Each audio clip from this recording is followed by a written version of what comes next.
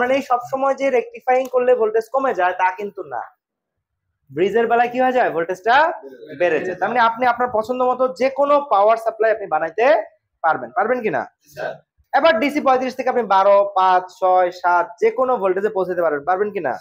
তাহলে আমরা প্রপারলি কি করলাম, এখন ফাইনালি এই সার্কিটটা তৈরি করছি, তাই না? যেখানে বলতে পারবেন প্রত্যেকটা অংশ আমরা জানি না বলতে কোনো কথা আছে এখানে? এখানে ট্রান্সফার কি হলো, ডায়োডটা কেন আসলো, ক্যাপাসিটর কিভাবে আসলো, আইসিটা কিভাবে ভোল্টেজটাকে চেঞ্জ করে দিল। এই আইসিটা যদি 05 দিতাম তাহলে কি হতো, 5 ভোল্ট আসতো। যদি 09 দিতাম 09 আসতো। এরকমই তো ব্যাপারটা। ওকে, ঠিক আছে। এখন কথা হচ্ছে আমরা এই জায়গাটায় কি করতে চাচ্ছি, কি পাওয়ার সাপ্লাই, ডুয়াল পাওয়ার সাপ্লাইটা করব। এখন কি করব, ডুয়াল পাওয়ার সাপ্লাই। ডুয়াল পাওয়ার সাপ্লাইতে সবচেয়ে প্রফেশনালি কি আসে বলেন তো? ডুয়ালটা খুব ইজি ইস্যু ছিল এবং আমরা গত ক্লাসে খুব পারফেক্টলি এটা শেষ করছি। এই দেখেন তো, এখানে আসবে কি প্রথমে, ট্রান্সফরমার আসবে। ট্রান্সফরমারের এই পাশে 3টা প্রান্ত। এখান থেকে আমি ডায়োডটাকে প্রথমে এইভাবে দিলাম, দিয়ে পজিটিভ হাফ কালেক্ট করলাম নাকি, আবার ডায়োডটাকে এভাবে দিলাম, তারপরে কি আসলো, আবার পজিটিভ হাফ আসলো, তাই না? দুটা পজিটিভ হাফ অ্যাড করে কি আসলো, পজিটিভ ফুল ওয়েভ আসবে, পজিটিভ ফুল ওয়েভ আসবে। আর যদি আমরা এখানে নেগেটিভ অংশটাকে নিতে চাই তাহলে আমরা এখানে কি করে দিলাম, বিপরীত করে দিলাম এটাকে, ডায়োডটাকে নাকি। ডায়োডটা যদি বিপরীত হয়ে যায় তাহলে এখান থেকে আসবে কি, রুট চিহ্ন থেকে নেগেটিভ হাফ, আর এখান থেকে আসবে কি, নেগেটিভ হাফ। একই সাথে আসবে হচ্ছে নেগেটিভ হাফ, আর নেগেটিভ হাফ গুলো যদি জয়েন করে দিই তাহলে কি আসবে, নেগেটিভ ফুল। দেখছো কয় পজিটিভ, আসবে কি নেগেটিভ ফুল ওয়েভ।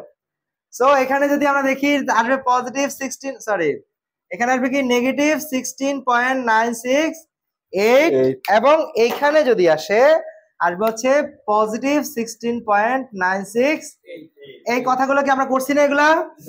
এবং দেখা যাবে যে এখানে 24 এর এগেইনস্টে কত ভোল্ট দিয়েছেন, 24 ভোল্টের এগেইনস্টে এখানে প্রায় কত ভোল্ট চলে আসবে, 35 ভোল্টের উপরে চলে আসবে না? তার মানে সব সময় যে রেকটিফাইং করলে ভোল্টেজ কমে যায় তা কিন্তু না, ব্রিজের বেলায় কি হয়ে যায়, ভোল্টেজটা বেড়ে যায়। তার মানে আপনি আপনার পছন্দ মতো যে কোনো পাওয়ার সাপ্লাই আপনি বানাইতে পারবেন কিনা। আর যত ভোল্টকে ফিল্টার, এখানে কত ভোল্ট আসছে, 35 ভোল্ট।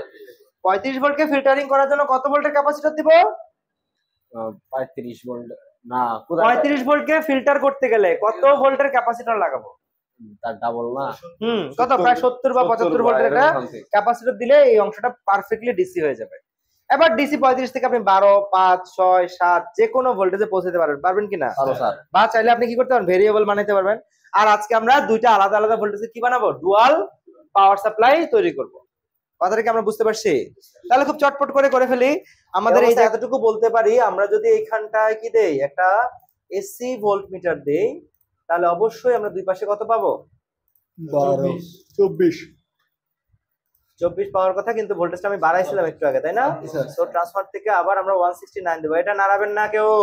কত দিব, 169 দিয়ে দিব।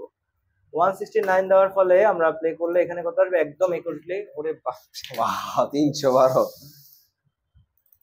আমরা এই জায়গাটায় 169 দিলাম, 69 না 96 স্যার, 169। যার কারণে কি একদম একুরেটলি 24 আসবে। কত আসবে, 24 ভোল্ট আসবে। এই 24 ভোল্টটাকে আমরা ব্রিজ রেকটিফায়ার করব। ব্রিজ রেকটিফায়ার করার জন্য কয়টা ডায়োড লাগে, 4টা ডায়োড লাগে। কিন্তু আমরা চাইলে সরাসরি ব্রিজও নিতে পারবো। যেমন আমি 4টা ডায়োড দিয়ে ব্রিজ বানাইতে পারি, আবার চাইলে পিক ফ্রম লাইব্রেরি থেকে ব্রিজ নিতে পারেন। পিক ফ্রম লাইব্রেরি থেকে নেওয়া হবে। এই যদি ব্রিজ যদি লেখেন তাহলে কিন্তু সরাসরি আপনি কি পাবেন, এরকম ব্রিজ বানানো ব্রিজ পাবেন। কেমন, এরকম আপনি চাইলে সরাসরি এই ধরনের ব্রিজ দিয়েও কাজ করতে পারেন। যেমন আমরা এখানে সরাসরি কি নিয়েছি, ব্রিজ নিয়েছি। কিন্তু আমরা এই ব্রিজ দিয়ে কাজ এখন করব না, আমরা যেভাবে শিখেছি ওইভাবে ধরে ধরে করব। এই মিটারটাকে আমরা সাময়িক সময়ের জন্য ডিলিট করে দিলাম। এখানে আমরা কি করব, 4টা ডায়োড নেব। 4টা ডায়োড, এখানে একটা ডায়োড নিলাম, এই এবং এইখানে এবং এইখানে। কথাটা মনে আছে কিনা, আমি কি বলেছিলাম যে ডায়োডটা আমরা এমন ভাবে সাজাবো, এটা তো তোলাই আছে নাকি স্যার। আমরা দেখেন এখানে ডায়োড নিব হচ্ছে এরকম, যেন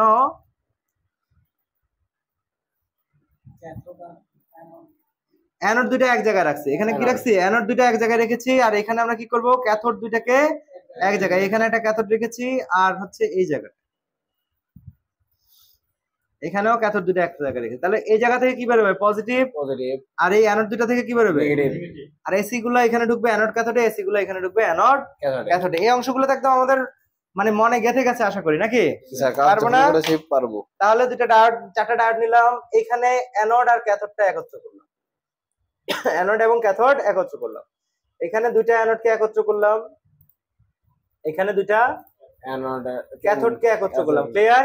স্যার এবং এইখান থেকে আমরা কি নিয়ে আসলাম এসি, এসি নিয়ে এসে কোথায় দিব এই অ্যানোড ক্যাথোডের মাঝখানে, নাকি স্যার এখান থেকে নিয়ে আসলাম এসি, এসি এনে এইখানে একত্র করলাম। এই দুটা কে পারি নাই? পারবো? পারবো স্যার। আচ্ছা, আর এইখানটায় নিতে হবে ক্যাপাসিটর। সো ক্যাপাসিটর আমরা নিব, ক্যাপাসিটর এটাকে নিয়ে নিলাম হচ্ছে এখানে, রাইট ক্লিক করে ঘুরে নিলাম। এই জায়গায় পজিটিভটাকে সে পিউরিফাই করবে, কার সাপেক্ষে পিউরিফাই করবে? পজিটিভ কার সাপেক্ষে পিউরিফাই হবে? জিরোর সাপেক্ষে। জিরোর সাপেক্ষে। জিরোর সাপেক্ষে পজিটিভ, পজিটিভ বলে এটা পজিটিভ হলো, এটা নেগেটিভ হলো, নাকি স্যার? আর যদি নেগেটিভ কে পিউরিফাই করি, কাকে? নেগেটিভ কে। এখানে একটু জায়গা দরকার,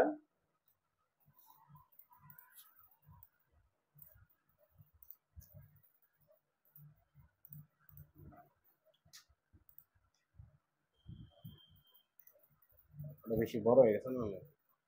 সমস্যা নেই। আমরা আরেকটা ক্যাপাসিটর নিয়ে নিই, তাহলে সহজ হবে। এখানে আরেকটা ক্যাপাসিটর নিলাম,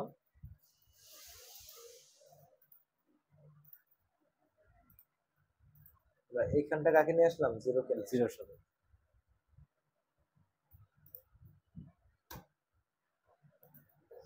আপনি যেভাবেই দিবেন চলবে, কিন্তু কিন্তু আপনাদের গুছায় করলে দেখতে সুন্দর লাগবে বা বুঝতে সহজ হবে। ওকে, সো আমরা এইখানটায় দেখি, এইখানটা হচ্ছে কি নেগেটিভ আসবে না এখান থেকে, স্যার নেগেটিভটা সরাসরি গিয়ে কোথায় লাগবে? ক্যাপাসিটরের। নেগেটিভ। তাহলে হয়ে গেল। এতটুকু আমরা বলতে পারি যে এখানে যদি দুইটা DC power supply, DC voltmeter দেই, তাহলে আমরা শিওর যেখান থেকে আসবে কত ভোল্ট বলেন তো? পজিটিভ 17, নাকি? আর এখান থেকে আসবে কি? Negative 17 volt. কিসের অভাব বলেন তো? গ্রাউন্ড। গ্রাউন্ডের অভাব। আমরা টার্মিনাল মোড থেকে কি দিয়ে দিব? গ্রাউন্ড। একটাই গ্রাউন্ড, তো একটাই সারা জীবন, তো যেখানে দিয়ে একটাই গ্রাউন্ড। সো একটা আসছে নেগেটিভ 16 ভোল্ট, একটা আসছে পজিটিভ পজিটিভ 16 16 ভোল্ট। এখান থেকে আমরা কি করব বলেন তো? ফিক্সড করব। ফিক্সড 12 আর ফিক্সড 12, দুইটাই নেগেটিভ, একটা পজিটিভ একটা, নাকি? তাহলে ফিক্সড করতে গেলে কি করতে হবে? আমাদের এখানে প্রথমে পজিটিভ আইসি লাগবে, আমরা এটাকে ডিলিট করে দিলাম, এটাকে ডিলিট করে দিলাম।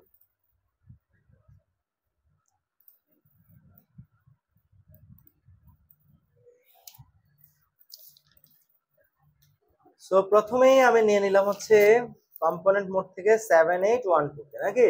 স্যার এটার ইনপুটে ঢুকলো এটা, এটা হচ্ছে গ্রাউন্ড, আর এখানে হবে কি ডিসি আউটপুট, একটা ভোল্টমিটার, ক্লিয়ার?